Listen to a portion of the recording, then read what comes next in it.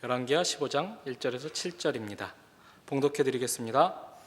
이스라엘 왕 여로보암 제27년에 유다 왕 아마샤의 아들 아사랴가 왕이 되니 그가 왕이 될 때의 나이가 16세라 예루살렘에서 52년간 다스리니라. 그의 어머니의 이름은 여골리아라 예루살렘 사람이었더라. 아사랴가 그의 아버지 아마샤의 모든 행위대로 여호와 보시기에 정직히 행하였으나 오직 산당은 제거하지 아니하였으므로 백성이 여전히 그 산당에서 제사를 드리며 분향하였고 여호와께서 왕을 치셨으므로 그가 죽는 날까지 나병 환자가 되어 별궁에 거하고 왕자 요담이 왕궁을 다스리며 그 땅의 백성을 치리하였더라. 아사랴의 남은 사적과 행한 모든 일은 유다 왕 역대지략에 기록되지 아니하였느냐. 아사랴가 그의 조상들과 함께 잠에 다윗성에 그의 조상들과 함께 장사되고 그의 아들 요담이 대신하여 왕이 되니라. 오늘도 이어서 열왕기하 말씀을 함께 상고해 보도록 하겠습니다. 오늘 15장의 말씀을 함께 보시게 될 텐데 그 뒤에 보시면 16장과 17장에 굉장히 큰 주제들이 나옵니다. 17장에 보면 북왕국 이스라엘이 멸망하는 이야기가 나와 있고 16장에는 유다에서 전례를 찾아보기 어려운 악한 왕 아하스가 등장하는 일이 기록되어 있습니다. 즉 그에 비해 보면 오늘 살펴볼 15장은 별일이 없는 것처럼 보이는 일들이 여기 모여 있습니다. 왕이 무려 7명이나 한 장에 거론되어 있죠. 15장은 과연 우리에게 어떤 얘기를 해주고 있는 것인가, 이 문맥을 좀 살펴보면서 생각해 보려고 합니다. 우리가 지난 시간에 살펴보았던 14장 끝부분에는 여로보암 2세의 치세에 대한 내용이 기록되어 있었습니다. 여로보암 2세는 북왕국 이스라엘 왕으로 대단한 사람이었죠. 솔로몬 시대의 영토를 회복했던 사람입니다. 150년 만에 이제 나라가 분열된 이후에 분열되기 전과 같은 강성함을 유지했던 시기가 되죠. 그래서 이제 열왕기하 15장을 읽게 될 때 그와 같은 여로보암 2세의 통치 뒤에 벌어진 일들로 우리가 여기 나와 있는 사건들을 볼 수 있습니다. 여기에는 남왕국 왕 2명이 거론되고 있고 북왕국의 왕 5명이 기록되어 있습니다. 방금 읽은 남왕국의 왕 아사랴 또는 우시아라고 불리는 왕이 52년간 다스리죠. 이 52년의 치세는 북왕국의 여로보암 2세의 통치 기간과 많이 겹칩니다. 그리고 이제 북왕국의 여러 왕들이 소개되고 있는데 먼저 8절에 보시면 스가랴라는 왕이 나오죠. 여로보암의 아들인데 이 사람이 아사랴 38년에 왕이 되었다고 되어 있습니다. 그리고 그 왕들이 계속 바뀌다가 27절에 보시면 베가라는 왕이 나오는데 이 사람이 아사랴 제52년에 왕이 되었다고 되어 있죠. 그러니까 남왕국 아사랴 왕이 계속 생존해 있는 동안 북왕국에서는 왕이 5명이 바뀌는 셈입니다. 이제 먼저 북왕국 5왕에 대해서 우리가 성경의 내용을 따라 좀 살펴보도록 하겠습니다. 성경에 다 소단락 소제목 구분이 되어 있으니까 눈에 금방 띄실 텐데 한번 이름들을 점검을 해보죠. 맨 처음에 나온 왕은 스가랴입니다. 그 다음은 살룸이라는 왕이고 그 다음이 므나헴, 브가히야, 베가 이렇게 되어 있습니다. 5명의 왕이 거론되고 있는데 이 중에 4명은 살해당해서 통치를 마치게 됩니다. 중간에 므나헴의 아들인 브가히야만 왕위를 제대로 물려받고 나머지 4명은 전부 죽지요. 살해당하는 바람에 왕에서 물러나게 됩니다. 그리고 통치 기간도 그렇게 길지 않습니다. 스가랴는 6개월 왕이 되었고 살룸은 한 달, 그리고 므나헴이 10년 왕이 되었고 그 아들이 2년 동안 왕을 했는데 역시 살해당하고 그 다음 베가라는 왕이 이제 20년 동안 통치되었다고 되어 있는데 아마 북왕국 전체를 통치한 것은 대략 8년 정도 된 것으로 보이고 이제 베가 이후에 베가도 역시 살해당하고 호세아라는 마지막 왕이 이제 17장에 등장을 하죠. 먼저 스가랴부터 보면 이렇게 되어 있습니다. 8절부터가 이제 스가랴에 대한 얘기가 나오는데 별로 얘기하는 게 없죠. 스가랴의 치세를 얘기하고 나서 12절에 이렇게 얘기를 합니다. 10절부터 보면 백성 앞에서 쳐 죽이고 대신 살룸이 왕이 되는데 자, 스가랴의 통치에 대해서 이렇게 얘기하죠. 12절에 여호와께서 예후에게 말씀하여 이르시기를 내 자손이 4대 동안 이스라엘 왕이 있으리라 하신 그 말씀대로 과연 그렇게 되니라 라고 되어 있습니다. 예언대로 스가랴에서 그 예후 왕조가 끝이 났다라고 되어 있죠. 만약 예후가 처음 왕이 될 때부터 4대 동안 내 왕조가 계속될 거라고 얘기했는데 이 얘기를 정말 주의 깊게 들었다면 어떻게 됐을까요? 아마 그렇다면 오랫동안 왕이 되려고 노력을 했겠죠. 그러면 아마 그 성경의 다른 예언들의 분위기를 볼 때 예후의 집안은 4대의 그 왕조가 끝나지 않았을 것입니다. 근데 4대 만에 그 왕조가 끝났다는 얘기는 아무도 이 예언을 주의 깊게 여기지 않았다는 뜻이 되는 것이죠. 그러니까 예후의 집안 사람들도 이 말씀에 귀를 기울이지 않았던 것이라고 볼 수 있습니다. 이렇게 돼서 그 예후의 왕조가 끝나고 그다음에 이제 므나헴이라는 사람이 왕이 되죠. 자, 살룸이 왕이 되는데 살룸은 이제 한 달밖에 왕이 없었기 때문에 별 기록이 없고 바로 므나헴으로 넘어갑니다. 자, 므나헴이라는 왕에 대한 기록에는 이제 16절에 이런 내용이 언급되어 있습니다. 그때 므나헴이 디르사에서 와서 딥사와 그 가운데 있는 모든 사람과 그 사방을 쳤으니 이는 그들이 성문을 열지 아니하였음이라. 그러므로 그들이 그곳을 치고 그 가운데에 아이벤 분열을 갈랐더라. 지금 반란을 일으켜서 왕이 되려고 하고 있습니다. 디르사는 옛날 수도이죠. 사마리아가 건립되기 전에 이제 거기서 나와가지고 예루살렘 북쪽에 있는 이제 북왕국 영토지만 딥사라는 곳에 성문을 열어라 그러는데 이제 열지 않고 있죠. 그러니까 화가 나서 아마 동네 사람들을 잡아다가 이제 아이를 뵌 여자의 배를 하나도 아니고 여럿을 가른 것 같습니다. 사람들이 므나헴을 인정하지 않았던 분위기를 알 수 있겠죠. 왕이 아니다라고 했는데 이제 그걸 보고 화를 참지 못하고 이렇게 잔인한 일을 보여주고 있습니다. 그러니 이제 북왕국의 형편이라는 것이 어땠을까 짐작을 해볼 수 있겠죠. 그리고 나서 므나헴의 이제 사적으로 기록하고 있는 것은 이제 19절과 20절의 내용입니다. 거기 보시면 아수르 왕, 그러니까 아수르는 이제 원래 북왕국의 그 적은 아람이었는데 아람 말고 아람보다 더 멀리서 아수르가 공격을 해오죠.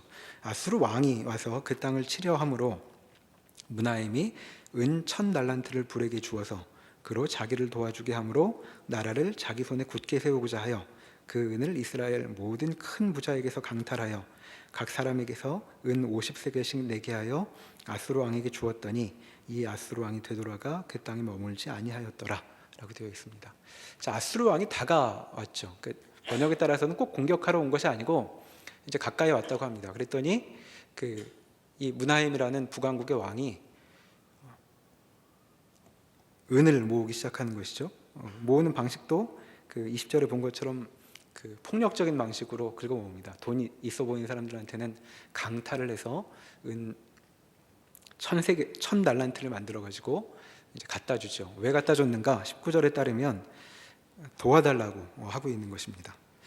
누구에게서 누구로부터 자기를 도와달라고 이 돈을 주었을까요? 아마도 이제 여기는 자세히 기록되어 있지는 않지만 그 내부의 세력이 걸림돌이 되었던 것으로 보입니다. 아마 내부의 적을 견제하기 위해서 아수르 왕에게 우리의 후견인이 되어달라고 이제 자발적인 항복을 했던 셈이죠. 그래서 이제 므나헴은 이른바 친아수르 정권을 이제 세우게 됩니다. 자, 그렇게 해서 이제 여기 나오는 다른 왕과는 달리 그 왕위도 넘겨줄 만큼 이제 그 왕위를 견고하게 했던 것 같습니다. 그런데 여러분, 이런 왕이 세워져 있는 북왕국 사람들은 어땠을까요?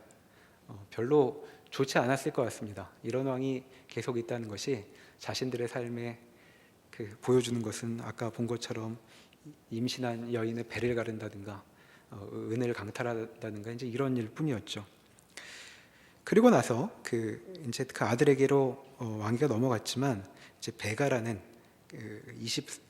25절에 보면 부가히야의 장관이었던 르말리아의 아들 베가가 반역하여 왕을 죽이게 됩니다. 아마도 이 베가라는 왕은 요단 동편에서 이미 그 나름의 독립 왕국을 세우고 있던 중이었던 것 같은데 이제 요단 서편으로 넘어와서 이제 정권을 탈취하는 장면으로 기록되어 있습니다.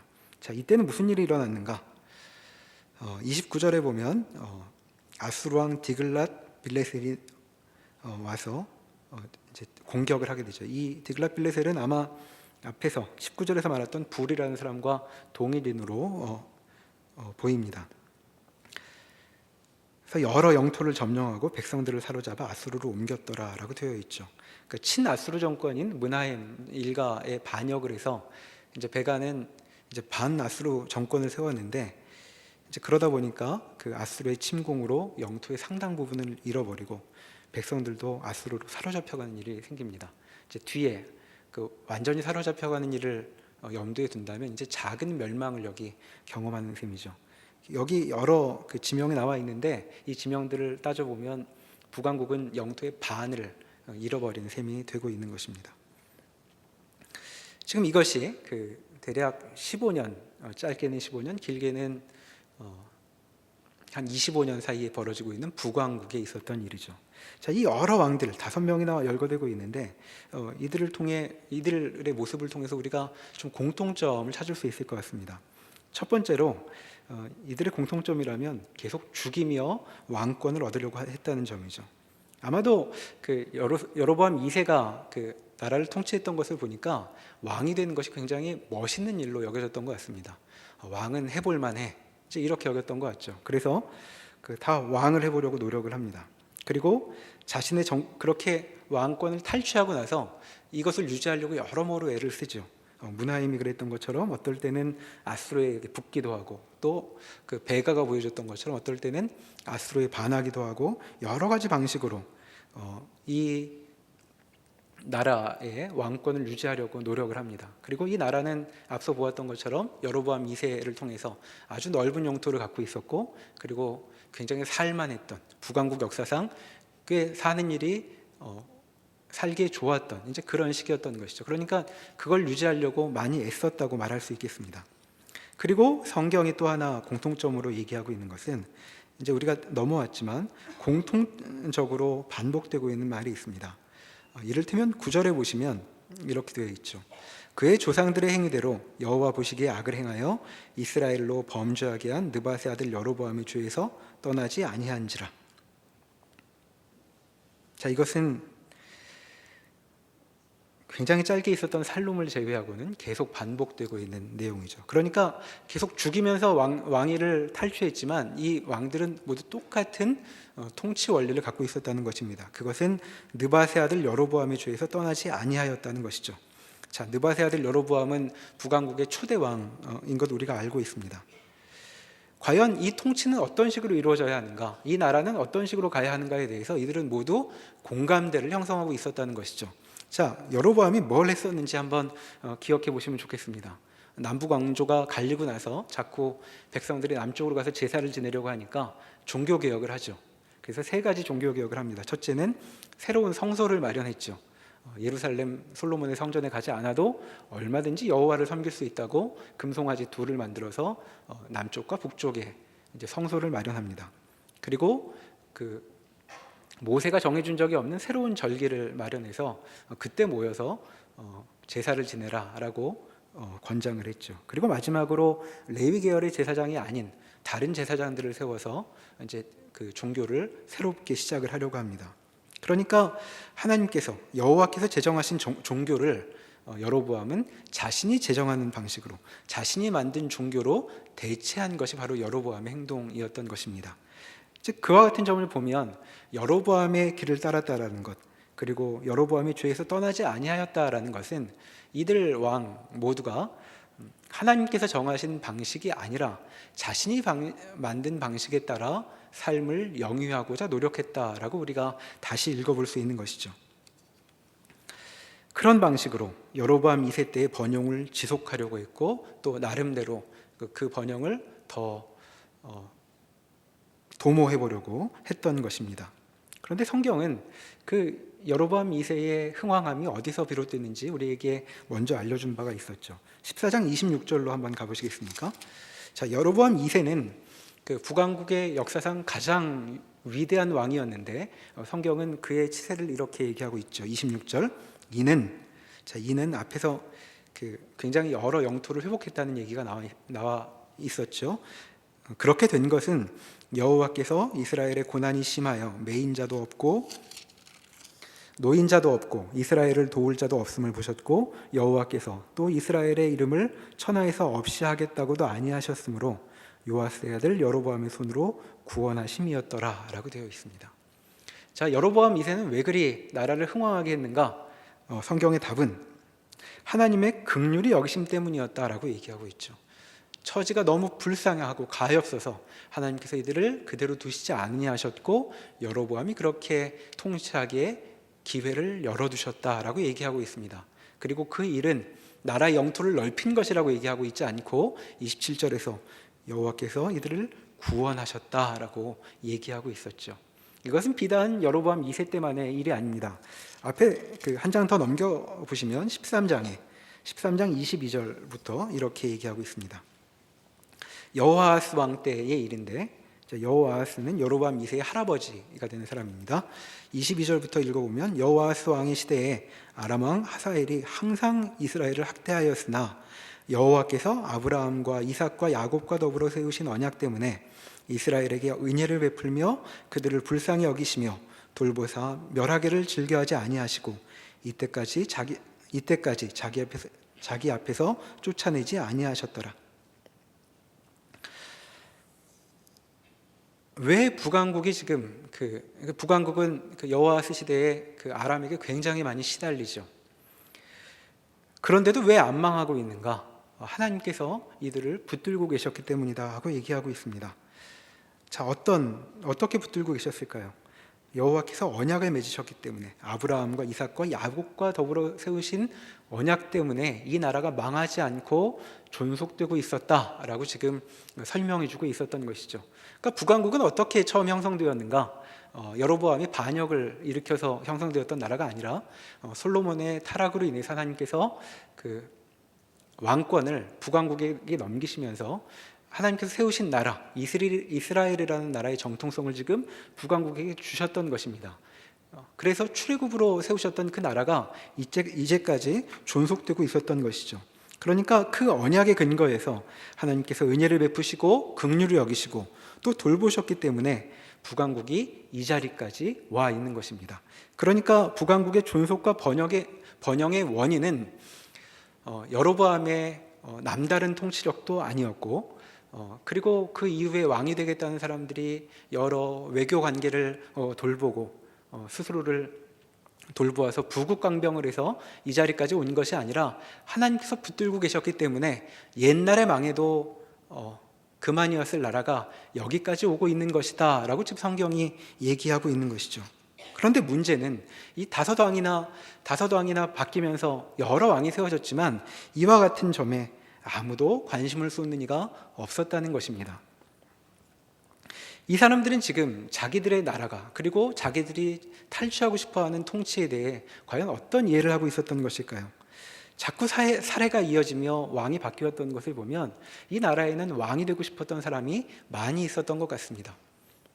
그리고 그 자리는 해볼 만한 자리, 내가 힘이 있다면 어떻게든 한번 해보고 싶은 그런 매력적인 자리였던 것 같죠. 그러나 그 자리의 매력을 느낄 뿐 이 사람들은 이 왕국의 근거가 과연 무엇인지, 그리고 어떻게 해서 이때까지 존속되어 왔는지에 대해서는 전혀 이해를 갖고 있지 않다고 북왕국의 모습을 통해 우리가 결론 지어볼 수 있습니다. 이것이 지금 북왕국과 관련된 일이었다면 이제 남왕국의 경우는 어떠했는가 우리가 좀 살펴보면 좋겠습니다. 앞에서 읽었던 아사랴 또는 우시아에 대한 이야기가 기록되어 있는데 15장으로 가보시면 이 왕의 통치 기간에 무슨 일이 있었는지 별 얘기가 없습니다. 딱 한마디 나와 있죠. 5절에 보면 여호와께서 왕을 치셨으므로 그가 죽는 날까지 나병 환자가 되어 별궁에 거하고 왕자 요담이 왕궁을 다스리게 되었다. 이렇게 기록하고 있습니다. 그러니까 아사랴가 어떤 왕인지 한마디로 말하자면 나병 환자다, 하나님께서 나병으로 치셨다, 이거 한마디 얘기하면 끝난다고 지금 얘기를 하고 있는 중입니다. 그러니까 아마 그 당시에는 그렇게 얘기하면 다 알아들었을 텐데 우리는 무슨 연유인지 잘 모르니까 좀 더 자세한 설명을 참조할 필요가 있겠죠. 역대하 26장으로 한번 가보시겠습니다. 구약 690면 어간에 있습니다.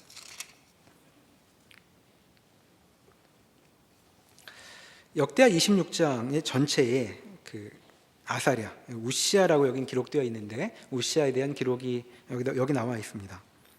자, 그의 통치에 대해서 이제 그 큰 요약은 4절과 5절에 나와 있죠. 우시아가 그의 아버지 아마샤의 모든 행위대로 여호와 보시기에 정직하게 행하며 하나님의 묵시를 밝게 하는 스가랴가 사는 날에 하나님을 찾았고 그가 여호와를 찾을 동안에는 하나님이 형통하게 하셨더라라고 되어 있습니다.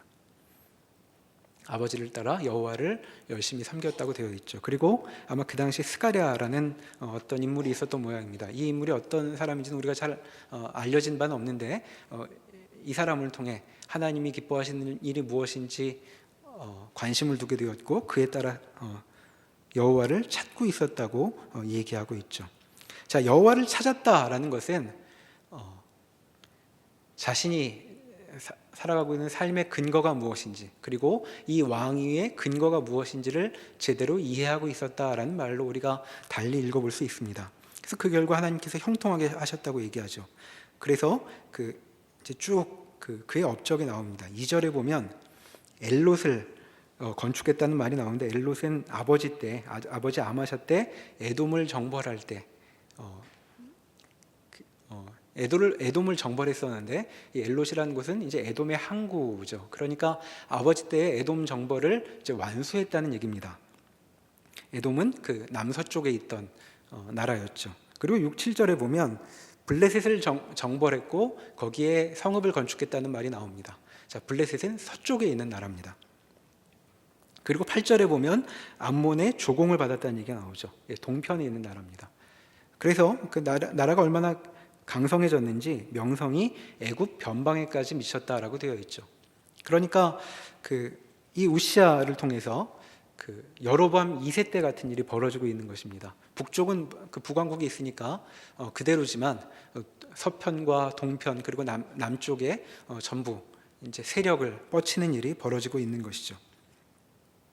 그뿐만 아니라 19절에 보면 그 아버지 때에 그 북왕국 요아스 왕이 와서 예루살렘 성벽을 허물었는데 이제 그것을 보수하는 얘기가 나와 있죠. 10절에 보면 농사 문제에서도 괄목할 만한 발전이 있었다고 얘기합니다.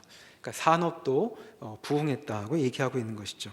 그리고 11절에서 15절에 보면 군사적으로도 위용을 갖추고 장교만 해도 2,600명쯤 됐고 병력이 30만 명이었고 그리고 여러 가지 무기가 있었다는 얘기가 쭉 나열이 되고 있습니다. 그래서 그의 통치에 대한 평가가 15절 끝부분에 나오는데 그의 이름이 멀리 미침은 기이한 도우심을 얻어 강성하여 짐이었더라 라고 이제 마무리하고 있죠. 그가 여호와를 찾았기 때문에 자신의 삶이 어디에 근거를 두고 있는지를 기억하고 있을 때 그는 이와 같은 일을 행하게 되었다라고 지금 요약하고 있는 셈입니다. 그런데 16절에 이르러 그의 통치가 아주 급격한 전환을 이루게 되죠. 16절을 보시면 그가 강성하여짐에 그의 마음이 교만하여 악을 행하여 그의 하나님 여호와께 범죄하되 곧 여호와의 성전에 들어가서 향단에 분향하려 한지라.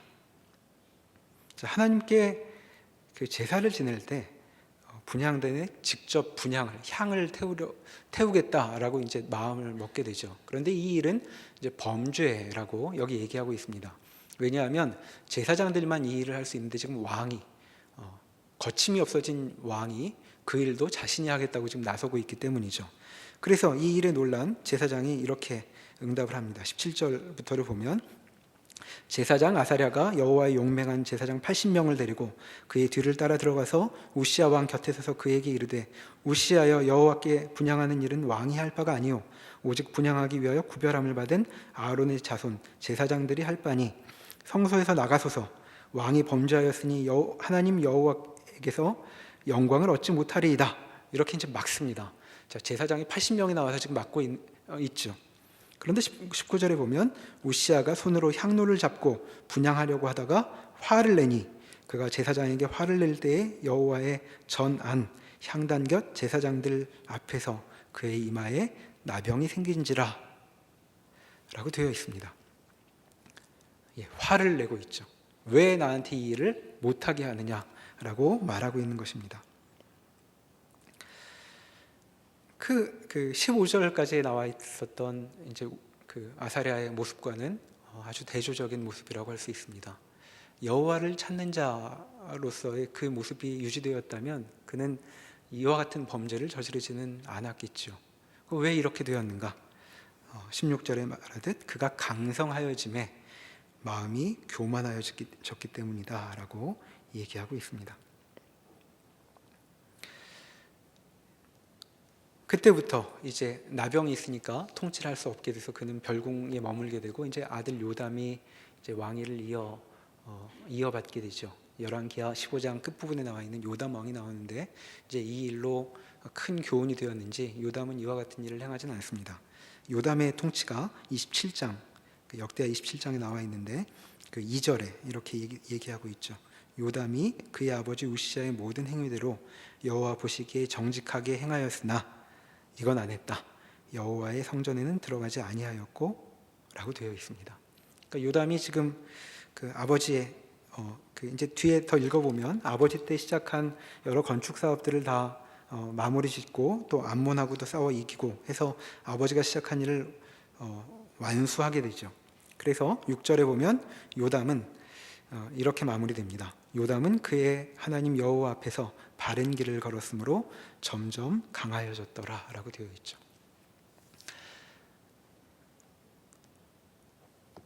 요담은 여호와 앞에서 바른 길을 걸었다라고 이제 마무리되고 있는 왕입니다. 그 유다 왕을 우리가 여러 살펴보고 있는데 그 굉장히 드물게 훌륭한 왕이죠.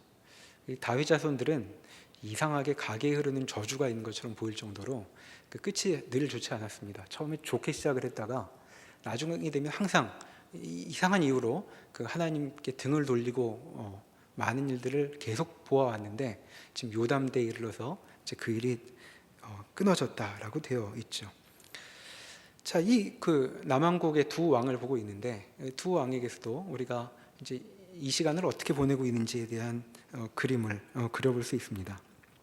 아사랴는 자신이 처한 삶이 어떤 것인지를 잊지 않고 있을 때는 잘해 나갑니다. 내가 여호와를 찾아야 되는 인생이로구나. 이 왕위가 여호와를 찾아야 하는 그런 자리로구나를 기억할 때는 잘해 나갔습니다. 그러나 그것을 잊어버리자 삶의 방향이 급격히 바뀌죠. 하나님을 자신의 방식대로 섬기겠다고 지금 돌아선 것입니다. 하나님께서는 왕에게 분향하는 것을 금하셨는데 자신이 직접 분향하겠다고 하는 것, 바로 하나님도 자신의 방식대로 섬기겠다고 한 것이죠. 이게 누구의 죄였나요? 북왕국의 여로보암의 죄였습니다. 그러니까 지금 북왕국과 남왕국은 여로보암의 죄로 함께 물들어 있는 것이죠. 그리고 요담 때에는 이제 이 일이 피하여졌는데 그 다음에 나오는 아하스에 이르러서는 이 정도를 훨씬 뛰어넘는 하나님과 결별을 한 것과 같은 모습으로 넘어가는 것을 우리가 보고 있습니다.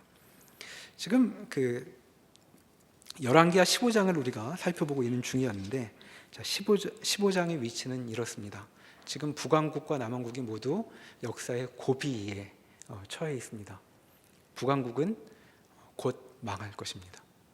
이 다섯 왕이 등장을 하고 채 50년이 지나지 않아서 이 나라는 망하게 되죠. 그리고 남왕국은 16장에 이르러서 그 남왕국의 멸망을 초래할 만한 왕들이 이제 등장하게 됩니다. 그래서 이와 같이 나라가 기울어져 가고 있고, 그리고 우리가 역사를 알고 있으니까 이제 망하게 될 터인데 이 망해가고 있는 이 고비에 과연 어떤 일이 벌어지고 있는가를 열왕기하 15장이 우리에게 보여주고 있는 것이죠. 오늘 본문은 형통의 시기를 이어받아 살고 있는 사람들의 모습을 보여주고 있습니다. 자, 형통의 시기를 이어받아 이들은 무엇을 하고 있었던 것일까요? 역사적으로 보면 지금 멸망으로 치닫고 있는 중인데 물론 이들은 그것을 몰랐을 것입니다. 나라가 어디로 가는지 몰랐겠죠. 그러니까 다 왕이 되겠다고 노력을 하고 있었겠죠. 그러나 이 현실은 파국을 앞두고 벌어지고 있는 일이었습니다. 과연 이 멸망을 앞두고 이들은 어떻게 살았는가 보여주고 있죠. 다시 말하면 대체 어떤 일이 있었길래 이들은 멸망하게 되었는가를 우리에게 보여주고 있는 것입니다. 이스라엘 역사를 볼 때 굉장히 우리로 당황하게 하는 일이 무엇인가 하면 이스라엘이 망해버린다는 것이죠. 유다도 망해버립니다. 하나님께서 세우신 나라인데, 자 여러분, 이 나라가 처음 세워질 때 모세가 그 80에 끌려 나와서 얼마나 험한 일들을 많이 당했는지 우리 잘 알고 있습니다.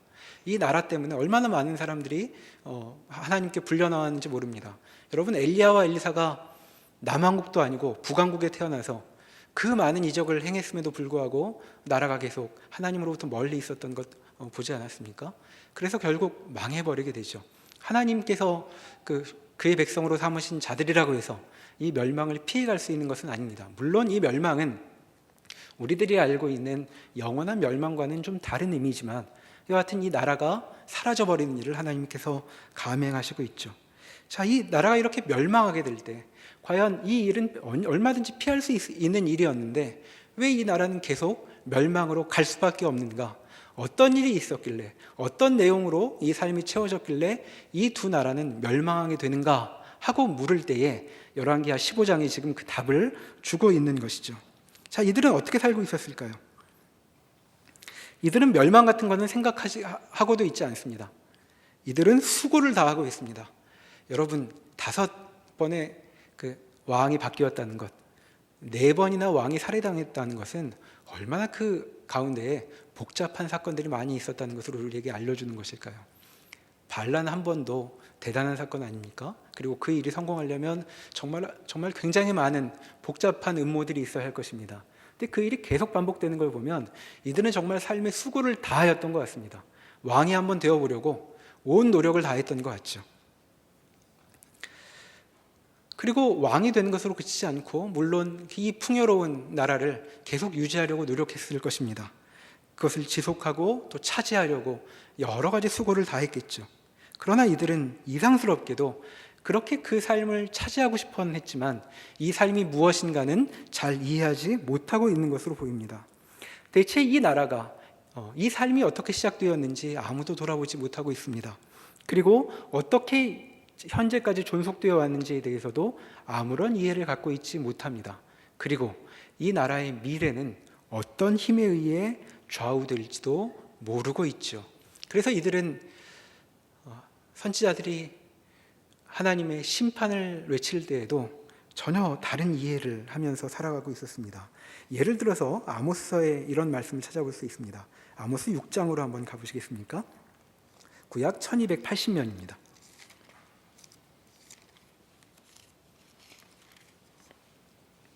(1280년)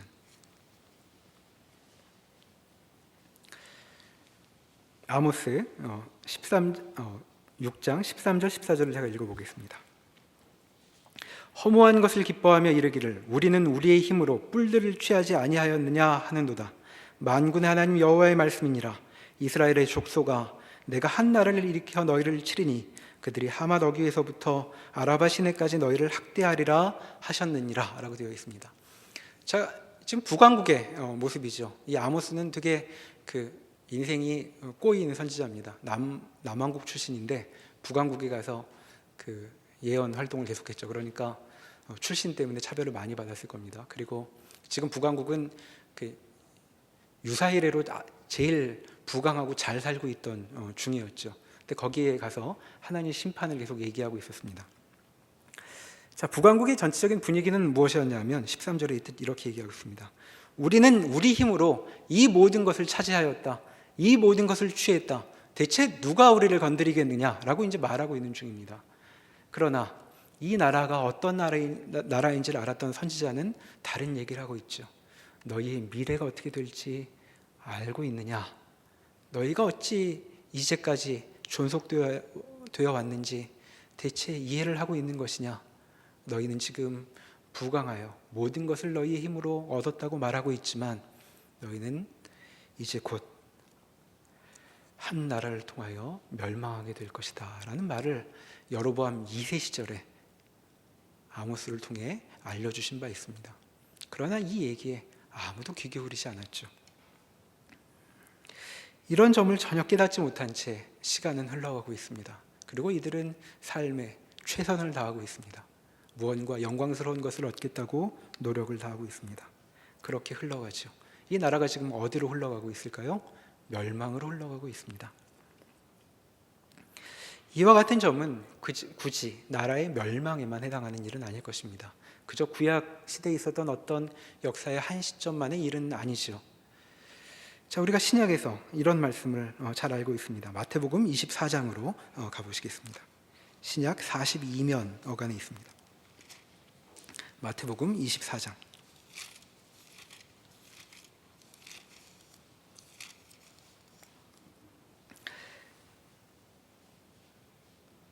예수님께서 종말을 가르치시면서 하셨던 얘기입니다. 36절부터 제가 읽겠습니다. 그러나 그날과 그때는 아무도 모르나니 하늘의 천사들도 아들도 모르고 오직 아버지만 아시느니라. 노아의 때와 같이 인자의 임함도 그러하리라. 홍수전에 노아가 방주에 들어가던 날까지 사람들이 먹고 마시고 장가들고 시집가고 있으면서 홍수가 나서 그들을 다 멸하기까지 깨닫지 못하였으니 인자의 임함도 이와 같으리라. 그때 두 사람이 밭에 있음에 한 사람은 데려가고 한 사람은 버려둠을 당할 것이요 두 여자가 맷돌질을 하고 있음에 한 사람은 데려가고 한 사람은 버려둠을 당할 것이니라. 그러므로 깨어있으라. 어느 날에 너희 주가 임할는지 너희가 알지 못함이니라. 세상의 종말에도 마찬가지 일이 벌어지고 있겠다고 얘기합니다. 그때도 사람들은 삶의 여러 수고를 다하느라 바삐 움직이고 있죠. 홍수가 날 때도 그랬다고 얘기하고 있습니다. 그들은 먹고 마시고 장가들고 시집가는 일에 애쓰느라 홍수가 오는 일을 떠올리지 못했다고 얘기하고 있습니다. 그리고 그 일은 예수께서 다시 오실 종말의 날에도 마찬가지일 거라고 얘기하고 있고, 그리고 오늘 살펴본 이스라엘과 유다의 역사에도 마찬가지로 반복되고 있습니다. 이 교훈을 놓고 우리가 우리의 삶을 돌아보면 좋겠습니다. 자, 우리는 하나님의 백성들입니다. 주께서 불러주신 신자들이라고 불리는 사람들입니다. 자, 신자의 삶이란 어떤 것일까요? 어떤 성격의 것일까요? 여러분들은 왜 이 자리까지 오시게 되었습니까? 자, 하나님께서 부르셔서 이제까지 살아오셨습니다. 그리고 이제까지 살아온 일은 하나님의 은혜와 돌보심과 긍휼하심의 산물이라고 성경은 가르쳐주고 있죠. 우리는 우리 힘대로 업적을 쌓아온 것이 아닙니다. 하나님께서 이제까지 우리의 삶을 지탱하고 계셨기 때문에 우리는 여기에 자리하고 있는 것입니다. 우리의 미래는 어떻게 될까요? 우리의 미래는 과연 누가 좌우하게 될까요? 무엇이 우리의 미래를 붙들고 있을까요? 성경은 하나님께서 그 일을 주장하고 계신다고 말씀하고 있습니다. 너희의 인생은 내 손에 있다. 너희의 미래는 내가 책임질 것이다 라고 하나님께서는 누누이 가르쳐 오셨습니다. 지금 북왕국과 남왕국에도 이 같은 교훈을 선지자들을 통해 주고 계시죠. 그러나 이상스럽게도 이들 중에 아무도 그 말씀에 귀 기울이는 사람이 없습니다. 그리고 각기 나름의 방식으로 이 삶을 유지하려고, 그리고 쟁취하려고 애쓰고 있죠. 우리의 모습을 돌아보십시다. 우리의 수고는 과연 무엇을 위한 것입니까? 여러분들 무슨 일로 그렇게 바쁘십니까? 무엇을 얻으려고 지금 그 노력을 하고 계신 중인 것입니까? 과연 여러분의 삶이 무엇이길래 여러분들은 그 수고를 하고 계십니까? 우리가 이것을 알지 못한다면 우리의 삶의 근거가 무엇인지, 우리의 삶의 존속의 이유가 무엇인지, 그리고 우리의 미래가 어디에 서 있는지를 이해하지 못한다면 우리는 수고를 다하여도 그 수고 때문에 멸망하게 될 것입니다. 우리의 수고는 과연 어떤 열매를 위한 것인지 이 시간 돌아보면 좋겠습니다. 하나님께서는 그렇게 멸망으로 그칠 수고를 다하라고 우리를 이 땅에 보내신 것이 아니라고 말씀하고 계십니다. 그렇게 멸망할 인생이 아니다. 북왕국과 남왕국에 지금 많은 선지자를 보내 말씀하고 계십니다.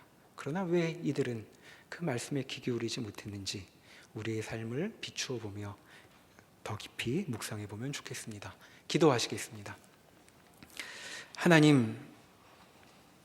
하나님께서 우리를 부르신 것은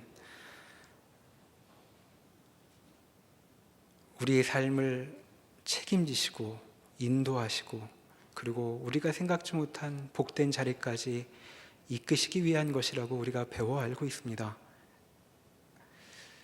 그러나 과연 우리의 삶의 관심과 노력과 수고는 그와 같은 하나님의 약속 위에 있는 것인지 이 시간 돌아봅니다.